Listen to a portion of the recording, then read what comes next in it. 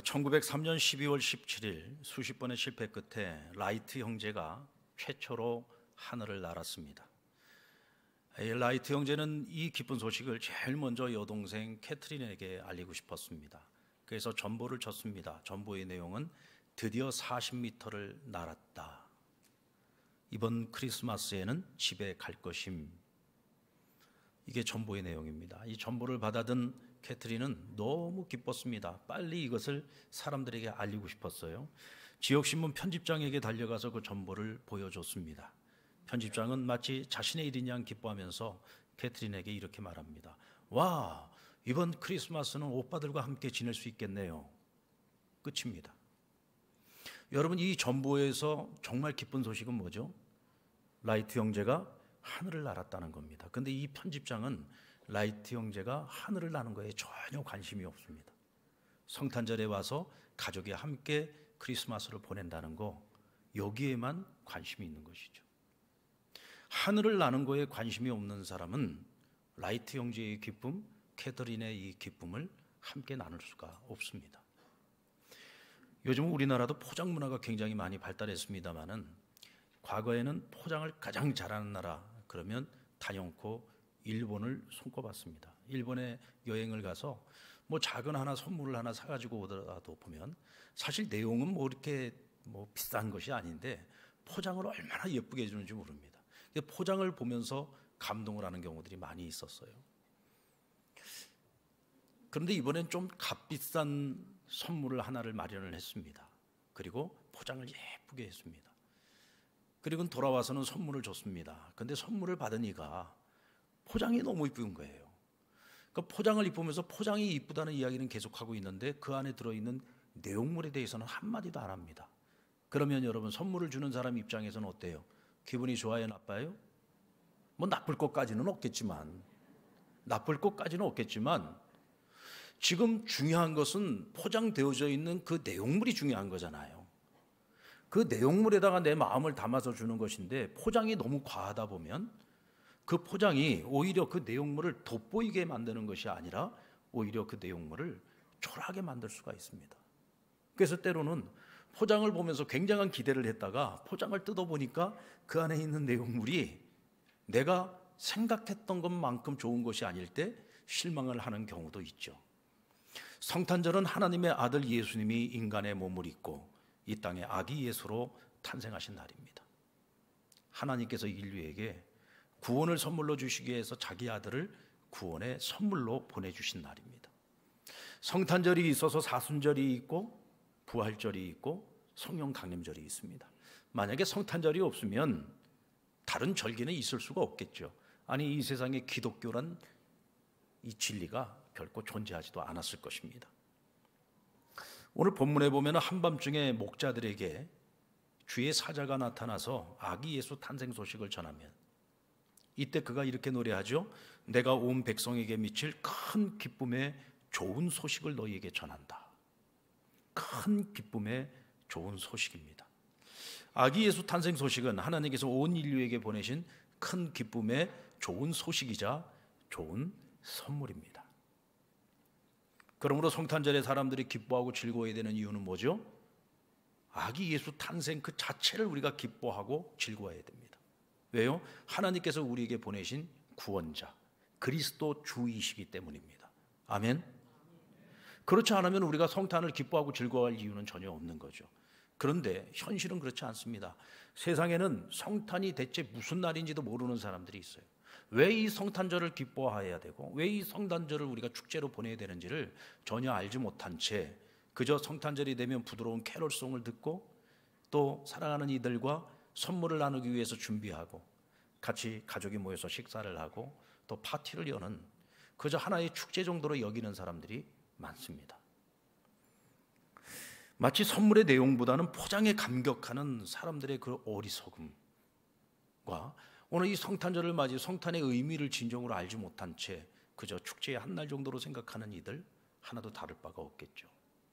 우리가 어디에 관심을 두고 살아가느냐에 따라서 누군가에게는 이 성탄절이 기쁨의 큰 소식일 수 있겠지만 어떤 이들에게는 아무 의미도 없는 축제에 불과한 것입니다. 예수님께서는 베들레헴의 마구간에서 태어나시고 강보에 쌓여 말먹이통인 구유에 누이셨습니다. 한마디로 말해서 어린 아기 예수님은 하나님이 인류에게 보내신 가장 큰 선물인데 이 선물의 포장이 너무 보잘것없고 초라했다는 얘기입니다. 예나 지금이나 알맹이도 중요하지만 포장도 중요해요. 똑같은 옷이라도 백화점에 진열되어 있는 것과 시장통에 진열되어 있는 것 가치가 달라지죠. 거기에 매겨지는 가격표가 달라집니다. 근데 사실 여러분, 이거는 허상 아닙니까? 또 때로는 그것이 위선 아닙니까? 중요한 건 내용물이잖아요. 어떻게 똑같은 내용물인데 어떻게 포장을 했느냐에 따라서 값어치가 달라질 수가 있습니까? 어떻게 가치가 달라질 수 있죠? 하나님께서는 예수님을 이 땅에 보내실 때 모든 위선을 다 걷어내셨습니다. 겉으로 드러나는 모든 포장을 다 걷어내셨어요. 그래서 이 땅에 보내실 때 어떤 모습으로 보내셨습니까? 멋진 성인의 모습으로 보낸 것이 아닙니다. 지극히 아무것도 할 수 없는 어린 아기의 모습으로 보냈습니다. 여러분들 아이들 보셔서 아시죠? 아이가 태어나가지고요, 돌이 될 때까지 엄마는 1년 동안 정말 고생합니다. 요즘은 제가 아이들을 보면은요, 무슨 생각이 드냐면, 유치부 아이들, 뛰어다니는 아이들을 보면, 야, 저 아이들이 저만큼 클 때까지 아빠가 얼마나 고생을 했을까?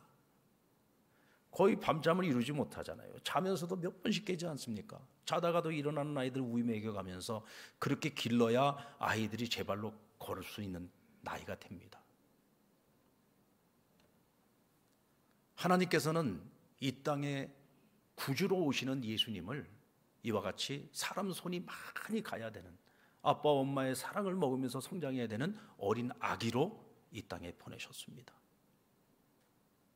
사람의 일생으로 보면은요, 정말 내 힘으로 할 수 있는 것이 아무것도 없는 어린 아기의 모습으로 이 땅에 보내셨어요. 그것도 가장 낮고 가장 천한 곳에 가장 연약한 모습으로 보내셨습니다. 인간적으로 포장할 수 있는 모든 것들을 다 제거하고 가장 순수한 한 인간의 모습으로 이 땅에 예수님을 보내신 겁니다.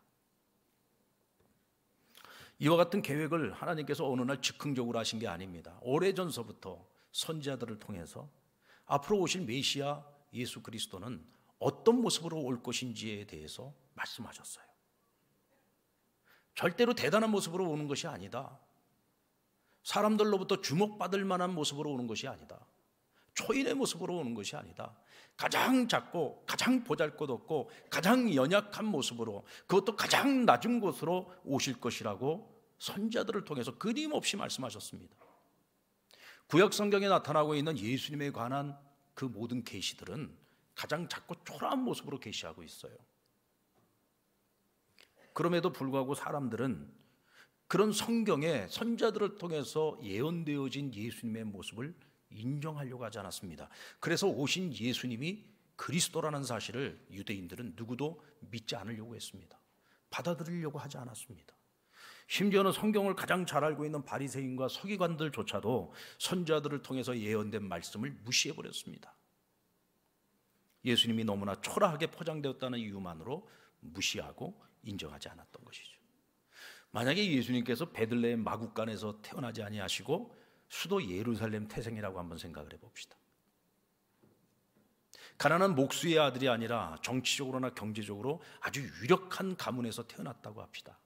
엘리트 교육 과정을 밟고 또 수많은 스펙으로 자기를 무장하고 있는 그런 모습의 예수님이었다면 아마도 많은 사람들이 메시아는 저 정도는 돼야지 하고 예수님을 메시아로 인정하고 받아들이기가 훨씬 더 수월했을 겁니다. 사람들은 예수님을 가리켜서 나사렛에서 무슨 선한 것이 나올 것이냐라고 비아냥거리기도 했죠. 왜냐하면 가장 비천한 자들이 모여 살던 아무것도 기대할 수 없는 나사렛이라는 한 촌동네에서 예수님은 자라셨습니다. 그리고 그것도 그곳의 목수의 아들로 자라셨습니다. 제대로 된 정규 교육을 받아본 적도 없습니다. 스펙이라고는 그 어떤 것 하나도 내놓을 만한 것이 없었죠. 그러니까 사람들 눈에 볼 때에 그 예수님이 얼마나 초라하게 보였겠습니까? 이들이 예수님을 그리스도로 인정하지 않은 것은 예수님 그 자체에 대한 평가라기보다는 예수님을 포장하고 있는 스펙들 때문이었을 것입니다. 주님이 행하신 수많은 기사와 표적, 그리고 그의 가르침, 또 예수님께서 보여주셨던 하나님의 사랑과 섬김의 모습들, 이것으로 예수님을 판단하고 평가하는 것이 아니라 대체 그가 어디 출신이냐, 누구의 아들이냐, 그가 어디까지 교육을 받았느냐, 그가 어떤 스펙을 가지고 있느냐, 사람들은 전부 여기에만 관심이 있었던 것이죠. 자, 그렇다면 만약 우리가 그 시대의 유대인들로 태어났었다고 한다면, 그러면 우리는 예수님을 그리스도로 인정하고 믿고 받아들이는 일이 쉬웠을까요? 사실 우리도 그 시대에 태어난 유대인들이었다면 예수님을 그리스도로 믿고 따르는 것이 쉽지 않았을 겁니다. 왜냐하면 우리가 평상시에 사람을 판단하고 분별할 때에 우리 역시도 마찬가지로 눈에 보이는 것을 가지고 판단하기 때문이죠. 우리는 그 사람이 어떤 스펙을 가지고 있느냐에 따라서 그 사람의 가치를 매기기 때문입니다. 그렇다면 우리도 역시 여기서 자유로울 수가 없습니다. 그럼에도 불구하고 우리 그리스도인들은 이 한계를 뛰어넘을 수 있어야 됩니다. 사람을 판단하고 분별할 때 절대 눈에 보이는 것만 가지고 판단해서는 안 됩니다. 그 사람이 가지고 있는 스펙만 가지고서는 절대로 사람을 판단할 수 없습니다.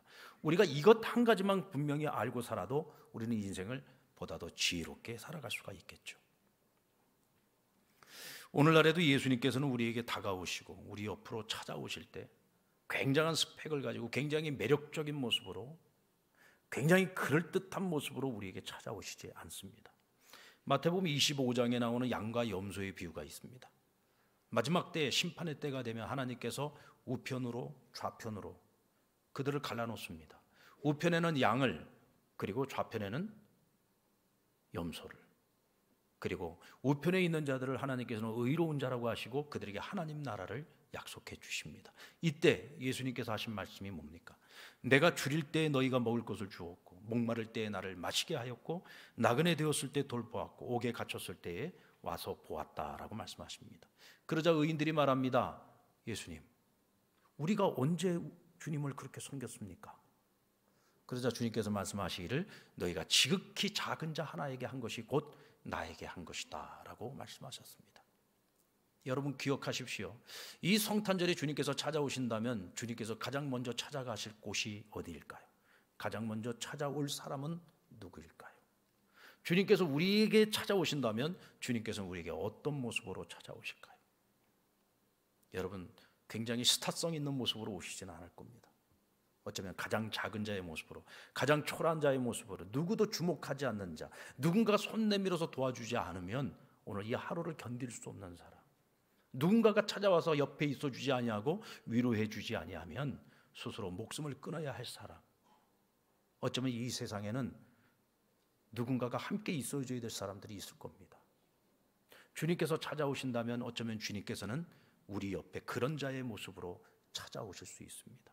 그리고 말씀하십니다. 너희가 그 한 사람을 외면하지 아니하고 너희가 그 한 사람을 잘 섬겨준다면 내가 너희에게 하나님 나라를 주겠다고 약속해 주십니다. 사랑하는 여러분, 언제 주님이 우리에게 그런 모습으로 오시더라도 그 주님을 박대하지 아니하고 그 주님을 잘 섬길 수 있는 저와 여러분 되기를 주의 이름으로 축원합니다. 우리가 성탄절을 기뻐하는 이유, 하나님께서 아기 예수의 몸으로 이 땅에 임마누엘 하셨기 때문입니다. 여러분 임마누엘의 뜻이 뭐죠? 하나님이 지금 여기 우리와 함께 하신다는 뜻이잖아요. 하나님이 지금 여기 우리와 함께 하시는데 반드시 누구를 통해서만? 예수 그리스도를 통해서만 우리 가운데 임재하실 수 있습니다. 종교를 가지고 있는 많은 사람들이 기독교에 대해서 늘 묻는 질문이 있어요. 왜 예수만 구원자냐? 우리가 믿는 신도 우리를 구원해 줄 수 있는데 왜 당신들은 예수만이 당신들을 구원할 수 있다고 생각하느냐? 왜 그것만을 주장하느냐? 당신들은 너무 편협한 신앙을 가지고 있지 않느냐라고 우리에게 따지고 묻기도 합니다. 그들의 입장에서 생각해 보면 충분히 그런 생각을 가질 수가 있겠죠. 그러나 여러분 답은 명확합니다. 바로 임마누엘의 답이 있습니다. 하나님께서 이 땅 가운데 인간의 몸으로 오셔서 오늘 우리 가운데 함께 하시면서 우리를 구원하여 주시고 우리에게 영원한 생명을 가지고 영원히 살아갈 하나님의 나라를 우리에게 약속해 주신 사건이 바로 임마누엘 아기 예수의 탄생의 사건입니다. 인간을 구원하기 위해서는 그 신이 어떤 신이 되었던 초월성도 가지고 있어야 되고 내재성도 가지고 있어야 됩니다. 초월성이라고 하는 것은 인간의 영역, 인간의 능력 그 한계 너머에 있는 초월성을 말하죠. 이런 초월성이 있어야 인간이 가지고 있는 어떤 문제를 보더라도 그것을 해결해 줄 수 있지 않겠습니까? 내재성이라고 하는 것은 지금 여기 우리와 함께 하는 것을 의미합니다. 여러분들, 공자나 맹자와 같은 사람들은요, 또 석가모니와 같은 이들은 초월성이 없습니다. 굉장히 훌륭한 인간이죠. 굉장히 훌륭한 사람들입니다.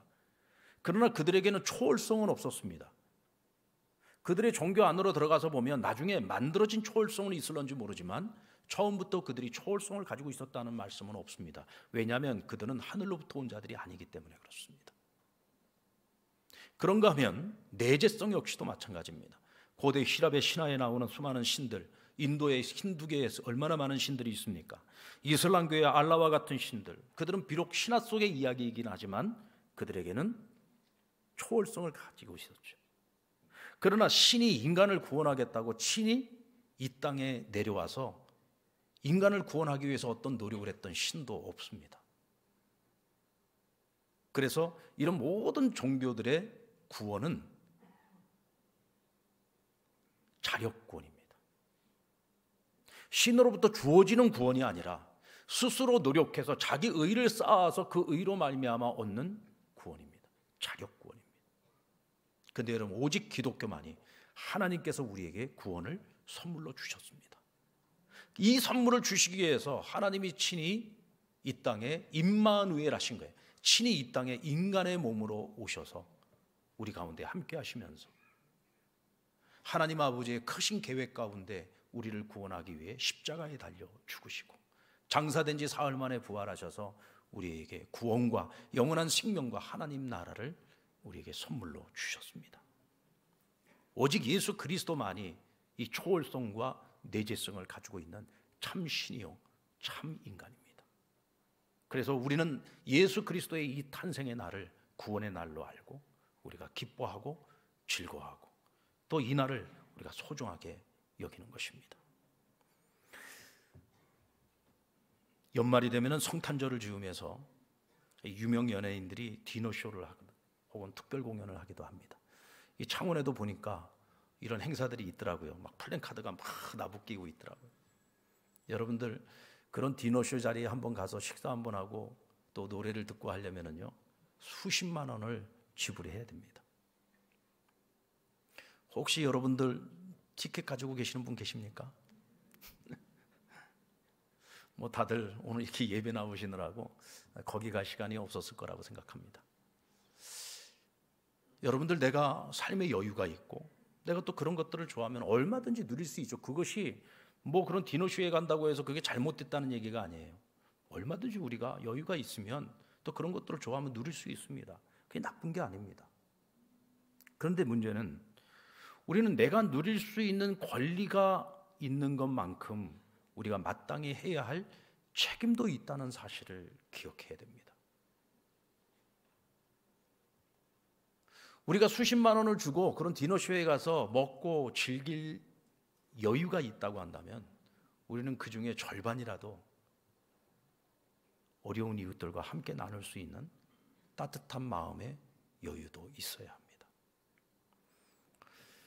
정혜선의 사람 공부라고 하는 책에 보면은 이 세월호 사건 때에 이 남편과 함께 치유 공간 이웃이라고 하는 공간을 만들어서 그 유가족들을 집밥을 해먹이는 이야기가 나옵니다. 그 나라에서 수십억을 들여가지고요, 이 세월호 피해자들의 그 유가족들이 마음에 입은 상처나 또 그들이 가지고 있는 아픔, 고통, 또 심리적인 압박 이런 것들을 갖다 치유하기 위해서 심리 상담소를 만들었어요. 거기 많은 돈을 투자했습니다. 그런데 정작 보니까 이 유가족들이 그곳에 가서 상담을 받지를 않더라는 거예요. 왜냐하면 이건 상담으로 치유가 될 수 있는 문제가 아니더라는 거죠. 상담으로 치유가 될 수 있는 문제가 아니에요. 그래서 그 모습을 지켜보고 있다가 이 부부가 생각을 한 것이 저들에게 따뜻한 집밥을 해서 먹여야 되겠다. 저들의 마음을 치유해주고 저들을 위로해줄 수 있는 것은 따뜻한 밥 한 끼가 오히려 값비싼 상담보다 낫겠다는 생각이 들었다는 거예요. 그 자녀들과 또 사랑하는 가족을 잃어버린 그 유가족들이 집으로 돌아가지 못한 채 그 바닷가에서 그 싸늘하고 추운 천막을 지키면서 그곳에서 치유받지 못한 채 버려지고 있을 때 그들을 위해서 밥 한 끼를 준비해 가지고 대접하는 일을 시작을 했는데요. 그것도 가족이 함께 모여서 식사를 할 수 있는 자리가 아니라 한 사람 한 사람을 위해서. 여러분들, 사람들이 너무 상처가 클 때는요, 이런 아픔을 가지고 있을 때는 가족이 서로 마주 보는 것만으로도 눈물이 납니다. 그래서 오히려 1인 1 밥상을 차려주는 거예요. 근데 그 밥상에서 밥을 먹으면서 이분들이 마음의 위로를 받기 시작하더라는 거예요. 상담으로도 해결 안 되는 그 마음의 상처들이 조금씩 나아가는 모습을 보게 되었다는 겁니다. 누군가가 나를 위해서 정성껏 마련해준 이 밥 한 끼가 그들로 하여금 눈물 나게 만들고 그 눈물이 그들의 마음에 그 상처를 씻어내게 만들더라는 거죠. 어쩌면 지금 우리 주변에는 우리의 따뜻한 환대를 기다리고 있는 우리 이웃들이 많이 있을 겁니다. 우리는 내가 삶이 여유가 있고 넉넉할 때에는 우리 주변의 사람들이 잘 안 보여요. 근데 내가 힘들고 어려울 때는 내 주변에 정말 나만큼이나 힘들고 어려운 사람들이 이렇게 많구나라고 하는 것이 보이기 시작합니다. 여러분, 우리는 어떤 삶의 자리에 있든지 좀 더 우리가 낮은 자리로 내려가서 조금 더 열린 눈으로 우리 주변을 돌아볼 필요가 있습니다. 누군가가 환대를 기다리고 있는 사람들이 있다면 우리가 그들을 불러오든지 아니면 우리가 그들을 찾아가든지. 여러분, 대단한 거 아니잖아요. 밥 한 끼 준비해서 대접했을 뿐인데도 그곳에 내 마음이 있을 때, 사랑이 있고 섬김이 있을 때 그곳에서 치유가 일어나고 회복이 일어나는 겁니다. 오늘 이 성탄절에 주님께서 찾아오신다면 주님께서 제일 먼저 찾아갈 사람들이 누구일까요? 삶이 여유가 있고 넉넉하고 삶이 풍요로워서 어쩌면 다른 사람들이 눈에 보이지 않는 사람들이 아니라 주님께서는 지극히 작은 자와 함께하는 사람들, 또 누군가가 도와주지 않으면 삶을 이어가기가 어려운 사람들. 여러분, 지금 우크라이나 땅에 성탄절을 맞이해서 러시아가 포탄을 그냥 내리쏟아 부어가지고요, 수많은 사람들이 지금 생명을 잃었습니다. 이 기쁘고 즐거운 성탄절에 사랑하는 가족들이 죽어나가는 모습을 보면서 오늘도 하늘을 바라보면서 통곡을 하고 있는 수많은 사람들의 눈물이 있다는 사실을 우리는 기억해야 됩니다. 그래서 우리는 이 성탄절에 즐거워도 해야 되고 기뻐도 해야 되겠지만 또 한편으로는 그들의 마음을 공감하면서 그들을 위한 눈물의 기도도 함께 드릴 수 있어야 됩니다. 오늘 예배를 마치고 나면 우리 안수 집사님들이 성탄 선물을 들고 우리 가정마다 어려운 가정들을 방문해서 주님의 사랑을 같이 나눌 겁니다. 여러분, 우리가 그 자리에 함께 하지는 못할지라도 그들을 위해서 우리가 함께 기도했으면 좋겠습니다.